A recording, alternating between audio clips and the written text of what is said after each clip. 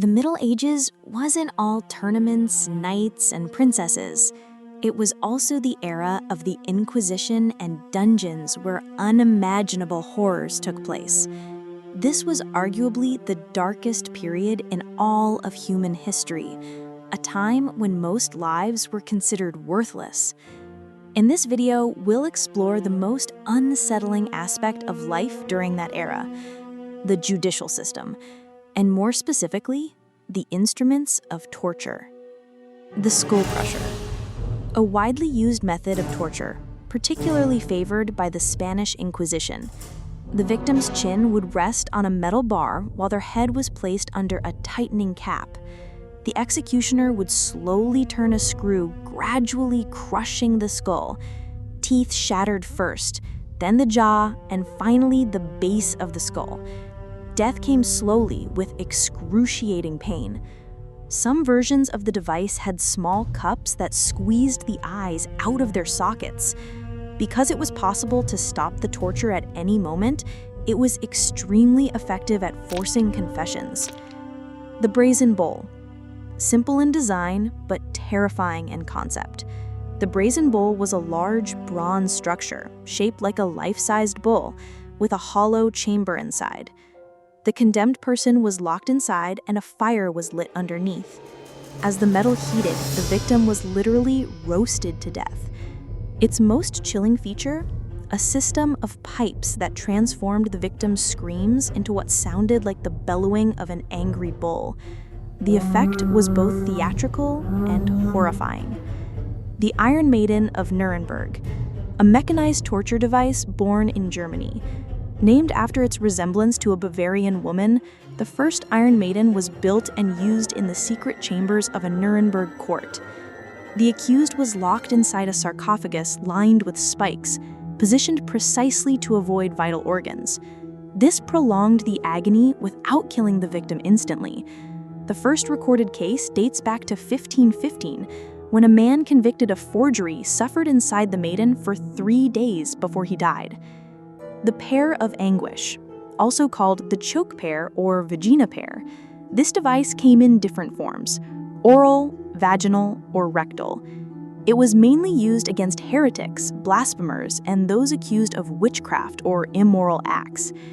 Inserted into the mouth, vagina, or rectum, the device expanded by turning a screw, causing irreversible damage. Some versions had spiked metal leaves that tore flesh as they opened. It was a tool of pure cruelty, especially for those accused of having relations with the devil or of sodomy. The interrogation chair. At first glance, it seemed harmless, but it wasn't. The chair was covered in hundreds of metal spikes. Though not lethal on its own, it created intense pain at every point of contact, especially when victims were strapped in tightly. To increase suffering, executioners would place a 100-pound stone on the victim's chest, or combine it with other methods: beating, pinching, burning, or finger crushing. Some versions had a fire pit beneath the seat, heating the metal spikes until they burned into flesh. Variants existed across Europe, each with its own gruesome twist. Quartering by horses, one of the most brutal executions of the Middle Ages. The condemned was tied by their arms and legs to 4 powerful horses. On command, the horses were whipped in opposite directions, tearing the body apart, slowly and horribly. To help the process, executioners often severed tendons beforehand. Afterwards, the remains were thrown into a fire. This punishment was reserved for high crimes: treason, regicide, and rebellion. Even by medieval standards, it was seen as shockingly barbaric. Water torture, a staple of the Spanish Inquisition. The accused was restrained while cloth was stuffed in their mouth and water poured down their throat. The victim would gag, choke, and feel as if they were drowning. Called toca in Spanish, meaning cloth, it was a favored technique because it was painful, effective, and left no visible marks. Disturbingly, it's a method that has survived into modern times, even used by US soldiers during the Vietnam War. The knee splitter, a vicious device made of wood and iron teeth. It crushed joints, most often knees, but also elbows and shoulders. Some versions were heated to intensify the pain. Others had dozens of smaller spikes that slowly tore into the flesh as screws were turned. It was often used early in a torture session, leaving victims permanently disabled. If they still refused to confess, the torture would continue, often ending in death. The rack.